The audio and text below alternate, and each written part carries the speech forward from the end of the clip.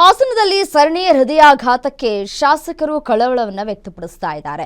Guarantee ನ್ಯೂಸ್ಗೆ ಶ್ರವಣಬೆಳಗೊಳ ಶಾಸಕ CN Balakrishna ಪ್ರತಿಕ್ರಿಯೆಯನ್ನು ಕೊಟ್ಟಿದ್ದಾರೆ. ಜಿಲ್ಲೆಯಲ್ಲಿ ಇರೋದು ಒಬ್ಬರೇ ಹೃದಯ ತಜ್ಞರು.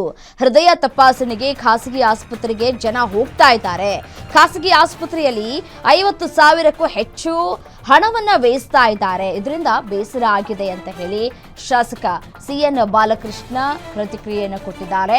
ಪ್ರಥಮ ಚಿಕಿತ್ಸೆಗೆ ಒಂದು ವಿಭಾಗ ಮಾಡೋದು ಸೂಕ್ತ. ಹಿಮ್ಸ್ ಜೊತೆಗೂಡಿ ಜಯದೇವ ನಿರ್ದೇಶಕರಿಗೆ ಮನವಿ ಪತ್ರವನ್ನ ನೀಡ್ತೇನೆ. ಜಯದೇವ ಆಸ್ಪತ್ರೆ ಸಿಬ್ಬಂದಿ ಹಿಮ್ಸ್ನಲ್ಲಿ ಮೆಗಾ ಕ್ಯಾಂಪ್ ಅನ್ನ ಮಾಡಬೇಕು.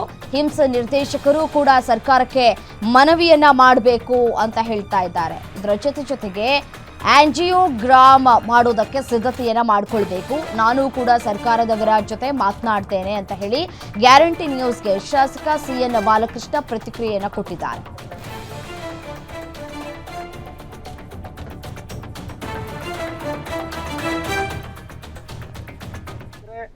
ಜಿಲ್ಲಾಡಳಿತ ಸೂಕ್ಷ್ಮ ಗಮನ ಹರಿಸಬೇಕಾಗ್ತದೆ.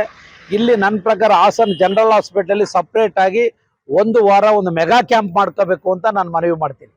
ECG, ಥ್ರೆಡ್ ಮಿಲ್ಲು, ಆಮೇಲೆ ಒಂದು ಎಕೋಗೆ ಸಂಬಂಧಪಟ್ಟಂಗೆ ಬೆಂಗಳೂರಿಂದ ನಮ್ಮ ಗೌರ್ಮೆಂಟ್ ಕನ್ಸಲ್ಟ್ ಜಯದೇವದಿಂದ ಎಕ್ವಿಪ್ಮೆಂಟ್ಗಳು ತರಿಸಿ ಒಂದು ಮೆಗಾ ಕ್ಯಾಂಪ್ನ, ಯಾಕೆಂದರೆ ದಿನನಿತ್ಯ ಟಿವಿನಲ್ಲಿ ಬಂದು ಜನ ಆತಂಕಕ್ಕೊಳಗಾಗಂಥದಕ್ಕೆ ಅವಕಾಶ ಆಗೋದು ಬೇಡ. ಕೂಡಲೇ ಒಂದು ಮೆಗಾ ಕ್ಯಾಂಪ್ನ ಮಾಡಿಸ್ತಕ್ಕಂಥದ್ದಕ್ಕೆ ಮಾನ್ಯ ಜಿಲ್ಲಾಧಿಕಾರಿಗಳು ಸಹಕಾರ ಮಾಡಬೇಕು ಅಂತ ಈ ಮೂಲಕ ಒತ್ತಾಯ ಮಾಡಿ, ದೊಡ್ಡ ಆಸ್ಪತ್ರೆ ಮಾಡೋಕ್ಕಾಗದೆ ಹೋದ್ರು ಕೂಡ ಫಸ್ಟ್ ಏಡ್ ಮಾಡಲಿಕ್ಕೆ ಒಂದು ಸಪ್ರೇಟ್ ವಿಭಾಗನ ಮಾಡ್ತಕ್ಕಂಥದ್ದು ಸೂಕ್ತ. ಈ ಬಗ್ಗೆ ಹಿಮ್ಸ್ ಡೈರೆಕ್ಟ್ರು ಸರ್ಕಾರಕ್ಕೆ ಮನವಿ ಮಾಡಬೇಕು, ಮಾನ್ಯ ಮುಖ್ಯಮಂತ್ರಿಗಳಿಗೆ ಮನವಿ ಮಾಡಲಿ. ನಾವು ಕೂಡ ಜಯದೇವ ಡೈರೆಕ್ಟರ್ಗೆ ಪತ್ರ ಕೂಡ ನೀಡ್ತೇವೆ.